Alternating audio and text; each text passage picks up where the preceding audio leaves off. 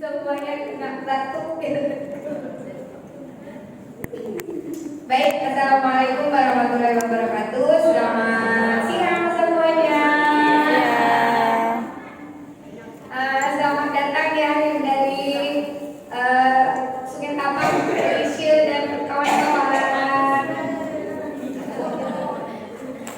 Nah, teman-teman, untuk sambil mengisi waktu, karena tadi masih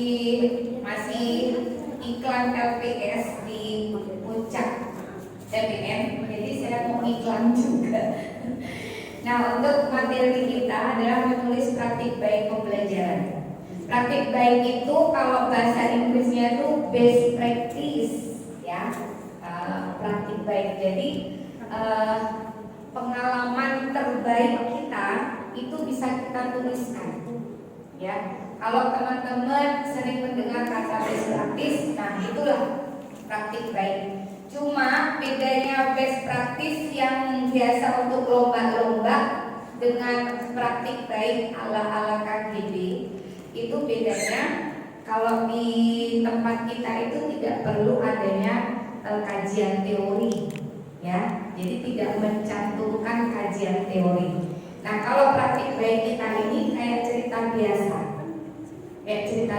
Misalkan kayak Bu Yani tadi ya, mengajarkan bagaimana mengenal bilangan untuk anak kelas 1.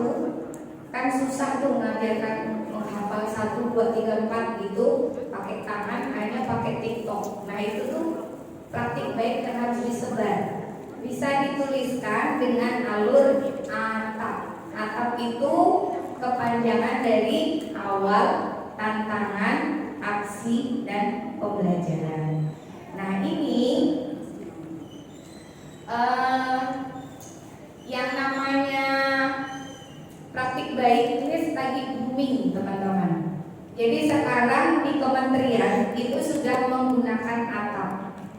Atap itu sudah dihibahkan juga sama kampus Guru Cikal dan Yayasan Guru Belajar untuk Kemendikbud.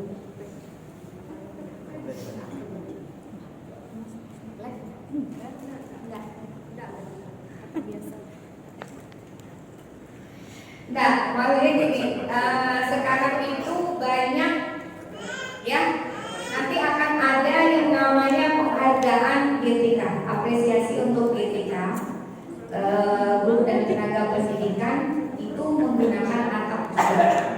Jadi kalau teman-teman ingin dapat penghargaan di Kemendikbud pada acara Hari Guru Nasional, silahkan menuliskan atap ini dengan mengunggah video, ya, di platform Merdeka Mengajar. Siapa yang belum punya platform Merdeka Mengajar? Nah, guru harus tahu sekarang, karena sekarang itu kementerian itu akan melihat tape record kita itu dari platform tersebut. Apakah guru ini rajin ikut pelatihan mandiri, apakah ini suka memberikan praktik baik dan sebagainya, itu akan terekam di PPM itu, platform Merdeka Mengajar. Nah, nanti teman-teman untuk masuk ke platform itu, teman-teman harus mengaktifkan Belajar ID. Sudah punya belum? Takut Belajar ID kan? Siapa yang belum punya, belum aktif Belajar ID-nya? Email Belajar ID. Dari Sungai Tapang 3 belum? Daftar ya, minta sama Dapodik, sama operator Dapodik untuk mendapatkan platform Merdeka Belajar ID. Karena nanti itu akan sinkron di SIM PKB. Kalau Bapak Ibu tidak sinkron di SIM PKB, selamanya tidak akan dipanggil untuk PPG. Kalau tidak ikut PPG, tidak dapat sertifikasi. Tidak dapat sertifikasi, Anda tidak layak untuk mengajar. Bonusnya adalah kita dapat tunjangan sertifikasi. Nah, jadi hal-hal kecil seperti itu kayaknya sepele ya, hanya email belajar ID, platform Merdeka Mengajar, tapi itu sebenarnya sekarang itu berbasis itu. Guru harus tahu. Oke. Nah, praktik baik pembelajaran ini bisa berupa penemuan, penalaran maupun penerapan apa saja yang ada di sekolah kita. Ya, praktik pembelajaran Merdeka Belajar jadinya akan semakin luas ketika kita menuliskan praktik baik kita itu. Coba kalau Bu Yani hanya punya praktik baik TikTok tadi tapi diam aja, hanya saya kepala sekolahnya yang tahu. Tapi begitu Bu Yani menuliskan, kemudian dipublikasikan ke grup-grup atau mungkin ke surat kabar guru belajar dan sebagainya, praktik baik itu akan dilaksanakan di sekolah-sekolah yang lain gitu. Ya, bayangkan dengan menuliskan itu, kalau satu orang menerapkan, misalkan nanti di sekelasnya Bu Ai terus diajar, anak-anak terus bisa. Ada 30 orang anak yang bisa gara-gara ilmunya Bu Yani, itu sudah 30 pahala mengalir untuk Bu Yani. Bayangkan kalau seluruh Nusantara menggunakan praktik baik kita, sudah berapa aliran itu ya, amal jariah itu. Oke ya. Nah, kemudian dalam sebulan ini pernahkah Anda menulis? Pernah nggak menulis sebulan ini? Pernah. Nulis apa? Status. Paling banyak nulis status di story WA. Galau. Sakit. Banjir guys. Nah, tulisan-tulisan itu sebenarnya itu bisa dibukukan loh, asalkan tahu caranya. Nah, sekarang saya kasih tahu caranya. Daripada Bapak Ibu hanya menuliskan di status, coba disimpan dalam laptop atau buat WA-nya itu khusus untuk kita sendiri. Siapa yang punya grup WA hanya kita sendiri? Kalau belum punya nanti saya ajarin. Jadi kalau ada info-info penting di dalam grup-grup WA, itu simpan di grup WA kita sendiri. Kalau kita mau hapus percakapan, info pentingnya tetap ada.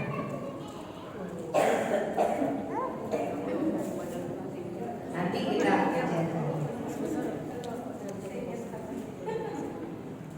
Nah nih, Pak Pramudia Anantarno itu pernah mengatakan bahwa orang boleh pandai setinggi langit, tapi selama ia tidak menulis, ia akan hilang di dalam masyarakat dan dari sejarah.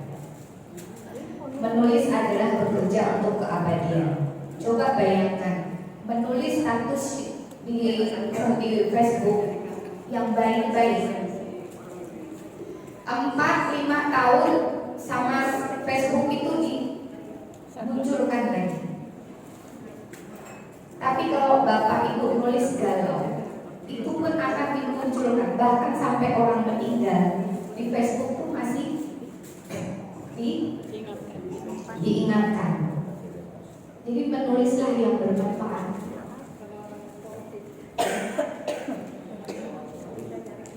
Jangan curhat masalah pribadi di sosial media. Itu mencerminkan diri kita sendiri, ya. Apalagi kita seorang pendidik guru. Oke. Nah teman-teman, kenapa kita harus menulis? Ini saya punya cerita sendiri. Ketika saya menulis, saya sudah punya 2 yang buku tulisan saya sendiri, sudah 2. Kalau yang antologi itu mungkin ada 10-an. Ya, kalau ada kesempatan menulis, saya menulis ikut gabung-gabung antologi itu. Tapi yang pribadi itu baru. Nah, ternyata ketika saya simpan di rak buku saya, itu kalau ada tamu itu pasti melihat gitu. Jadi bukan suguhan apa-apa yang saya tawarkan, tapi karya saya. Ini loh karya saya. Jadi itu kayak rasanya punya kebanggaan sendiri bahwa tulisan-tulisan kita tuh wah, apa yang bisa dibawa pulang sama tamu saya setelah membaca tulisan kita. Dan nanti saya berharap ketika saya meninggal nanti, buku-buku saya itu akan menginspirasi anak cucu saya. Jadi mereka akan dengan bangga mengatakan bahwa ini nenek Titis Mbah Titis dulu nulis buku gitu. Wah, ternyata zamannya Mbah Titis tuh kayak gini ya gitu.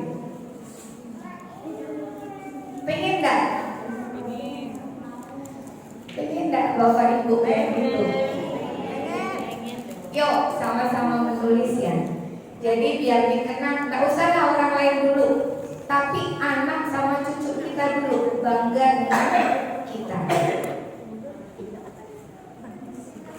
Nah, di komunitas guru belajar itu ada yang namanya karir protean. Karir protean itu karir sebagai guru tapi di luar jenjang karir yang struktural. Kalau guru biasanya karirnya itu pengawas, kepala sekolah, pengawas, kasih dan sebagainya ya. Nah, kalau di KGB kita bisa menjadi guru apa saja. Guru yang berkarir. Ada pelatih, ada fotografer, ada desainer, ada pembicara publik, editor, ada koki yang suka masak pun boleh. Kemudian ada penulis yang jelas. Ini nanti di puncak dan nanti itu ada award untuk penulis surat kabar guru belajar. Nanti akan ada diumumkan guru yang sudah menulis surat kabar itu mendapat anugerah atau mendapat award. Nah ini legendnya KGB ya, Pak Eka Wardana dengan Pak Subut Rois. Sudah kenal kan? Sudah. Itu tulisannya luar biasa. Dan mereka itu tergabung di komunitas guru belajar. Dan mereka termasuk editor untuk surat kabar guru belajar. Nah, miskonsepsi yang sering kita temukan bahwa menulis itu harus sekali jadi.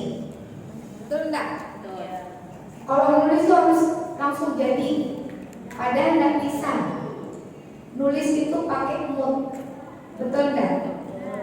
Kalau lagi mood, nulis sampai 2 paragraf sampai selembar selesai. Tapi pas enggak mood, mau teruskan malas.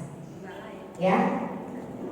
Kemudian miskonsepsi yang kedua, menulis tidak berhubungan dengan membaca. Gak perlu baca dulu, yang penting nulis gitu. Sekali dia menulis tentang Menara Eiffel, salah semua. Menara Eiffel berada di Inggris katanya. Padahal di mana? Di Paris. Kan apa? Karena yang menulis tidak pernah membaca. Jadi kalau mau nulis tuh banyak baca dulu, supaya apa yang akan kita tulis itu banyak referensi. Bukan berarti kita menuliskan apa yang kita baca, tapi kita bisa punya pemahaman apa yang akan kita tulis itu tidak ngawur gitu, ya. Nanti cerita tentang apa gitu ya, tahu-tahunya salah nulisnya itu karena kita tidak membaca terlebih dahulu. Ya. Nah, miskonsepsi ketiga, menulis itu harus mengikuti EYD. nulis kan, baru nulis, wah ini nggak ada P-nya, nggak ada K-nya, SPOK kan, ini harus ada subjeknya, nggak jadi nulis kalau seperti itu. Ya, jadi kalau mau nulis aja, jangan mikir PYD dulu. Kadang-kadang baru nulis satu kalimat, wah ini titik komanya salah, ini huruf kapitalnya salah, nggak bakalan selesai tulisan Bapak. Ya, walaupun PYD itu penting, tapi kalau mau menulis, tulis saja. Masalah nanti PYD bisa diperbaiki setelah kita menulis. Jadi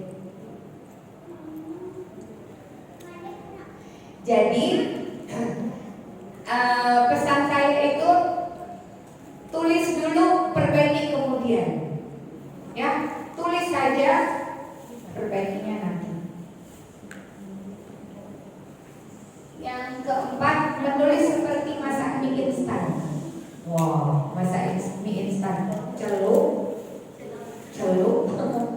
kasih bumbu, selesai. Padahal menulis tidak seperti itu. Menulis hanya untuk orang yang berbakat menulis? Tidak.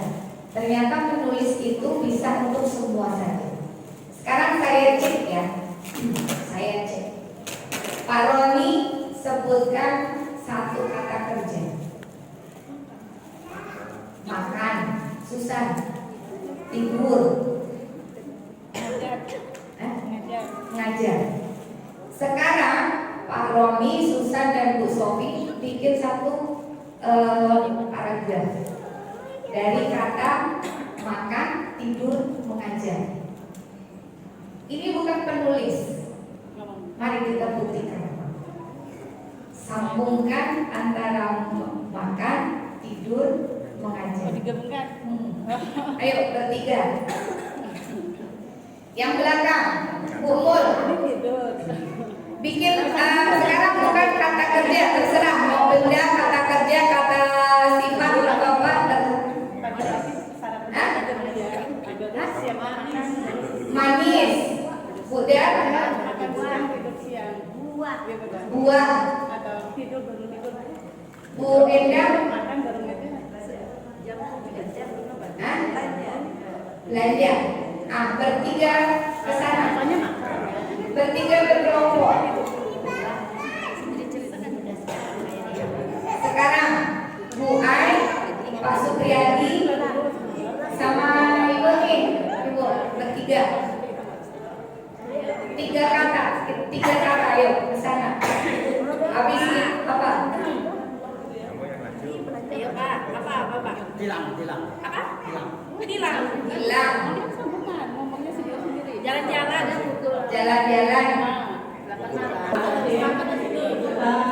Rutinitas saya setiap hari, setiap pagi saya turun mengajar jam 7 atau jam 7 kurang lah, karena saya masuk sekolah itu jam 7:30. Kemudian aktivitas saya ngajar di sekolahan dari 7:30 sampai jam 10. Kemudian mengemas mengemaskan hasil karya anak, membuat laporan. Jam setengah 12 saya pulang ke rumah.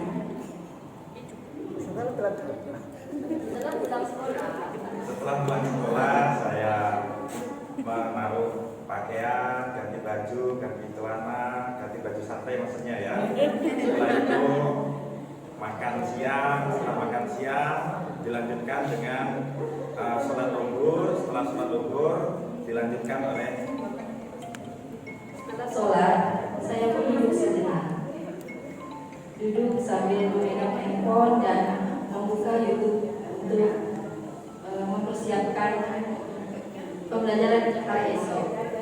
Nah, setelah sekian lama saya menonton YouTube dan saya mendapat inspirasi untuk membuat media pembelajaran untuk hari esok, saya pun merasa capek dan mata saya pun tersayup-sayup. Dan akhirnya saya tertidur. filosofi itu langsung padahal cuma pembelajaran. Pak Roni juga dengan kata pulang langsung dia bisa menjelaskan gitu, satu paragraf dapat. Bu Susan juga seperti itu. Tapi dan kita bukan penulis, ternyata bisa asal mau. Ya, kuncinya adalah asal mau. Yuk coba kita lihat yang kelompoknya Bu Mul kesini Bu. Kelompok wanita. Jadi kalau yang lain-lain masih muda, kami ini sudah setengah abad lebih. Jadi saya awali, saya persilakan yang termuda dulu dari kelompok kami, Bu Endang. Pada hari Minggu tidak ada rutinitas seperti biasa. Saya isi waktu libur ini dengan berbelanja ke pasar. Di pasar saya banyak sekali melihat sayur dan buah-buahan yang masih segar-segar. Kalau tadi Ibu Endang setiap hari ingin belanja sayur-sayuran, ya segar-segar kan Bu? Kalau saya rasanya kalau ada sayur, ada lauk, kalau belum ada buah-buahan rasanya belum pas atau belum cukup. Jadi saya pun ingin beli buah-buahan. Buah-buahan kan ada yang masam, ada yang apa lagi? Ada yang manis, kan?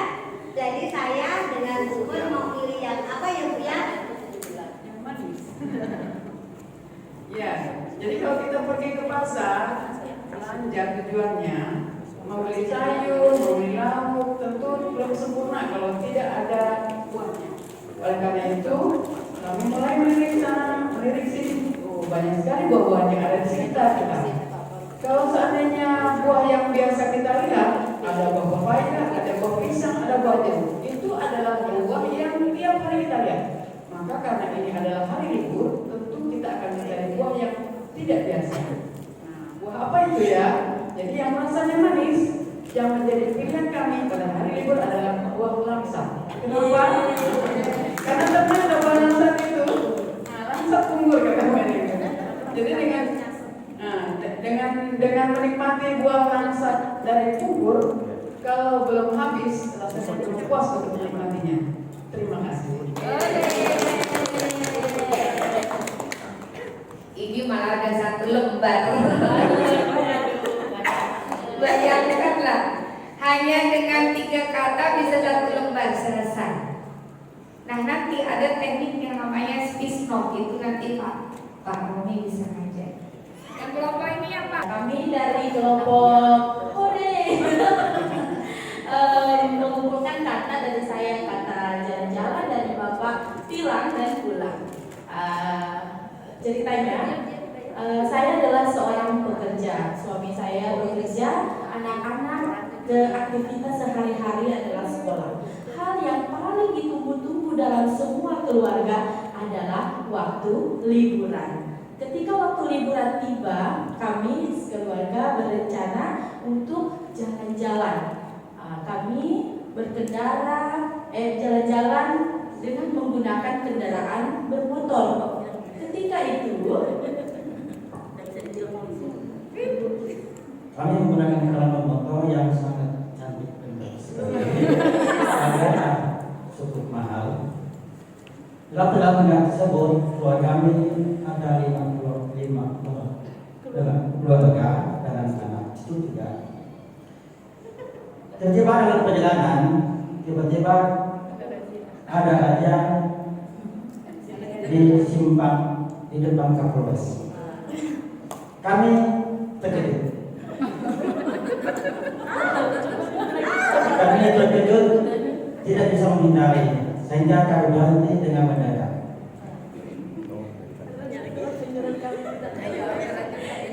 Karena tadi surat-surat kendaraan kami tidak lengkap, akhirnya kami kena tilang dan akhirnya kami memutuskan untuk pulang kembali. Akhirnya tidak jadi jalan-jalan. Adalah menulis tidak perlu latihan. bohong, ya. Menulis itu ternyata suatu keterampilan, jadi harus selalu diasah.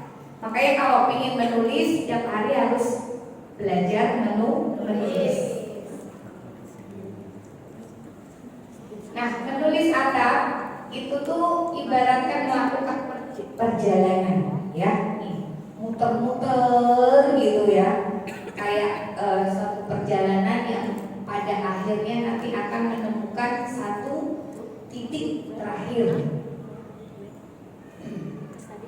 Awal di sini nanti teman-teman akan menceritakan tentang latar belakang teman-teman kenapa menulis itu. Ya, teman-teman boleh bercerita siapa Anda, kemudian kondisi Anda. Ya, kalau menulis pembelajaran, teman-teman bisa menulis saya guru kelas berapa, saya mengajar apa, tujuan pembelajarannya apa, terus murid-murid saya seperti apa, itu diceritakan di awal. Oke? Nah, kalau di program guru penggerak itu di awal itu boleh menuliskan aset atau sesuatu yang bisa menjadikan aset itu apa ya? Kekuatan untuk menghadapi ini gitu. Jadi bisa diceritakan bahwa menurut saya banyak sarana prasarana saya tidak ada tapi bisa dimanfaatkan gitu ya. Nah, aset bisa dituliskan juga di awal. Kemudian nih kayak tadi ya, Bu Yani cerita murid saya ada 30 misalkan, itu aset kan. Kemudian ada yang sudah PAUD, ada yang belum, itu juga aset. Terus dia cerita, hari itu saya mengajarkan bilangan. Tujuan pembelajarannya ditulis di situ. Nah, tantangannya ternyata walaupun sudah PAUD, mereka masih belum kenal dengan bilangan. Ternyata murid saya 30 yang sudah mengenal bilangan baru 3 atau 4 gitu. Itu tantangan. Ternyata cara ngajar saya selama ini tidak dipahami oleh murid. Itu tantangan. Tuliskan di bagian T. Ya. Terus ceritakan tantangannya itu kenapa. Kenapa anak tidak paham dengan tujuan kita? Kenapa anak sulit ini gitu. Nah, kemudian baru diaksi. Dari tantangan itu baru kita aksinya apa? Nah, aksi Bu Yani tadi adalah mengajarkan bilangan dengan TikTok. Langkah-langkahnya baru dijelaskan di aksi. Nah, terakhir adalah P, pelajaran. Dari awal tantangan, aksi, pelajaran apa yang diambil dari segi guru maupun dari segi murid. Misalkan dari guru, wah ternyata menggunakan TikTok, guru pun harus belajar. Yang tidak punya akun TikTok akhirnya membuat akun TikTok. Yang tidak, itu kan jadinya belajar gurunya. Terus gurunya juga harus belajar supaya antara lagu dengan tangan bisa sesuai. Itu pelajaran yang diambil dari guru. Nah, pelajaran yang diambil dari siswa apa? Misalkan siswa jadi senang gitu ya. Siswanya jadi cepat menangkap dengan lagu TikTok tersebut. Selesai. Jadi satu karya.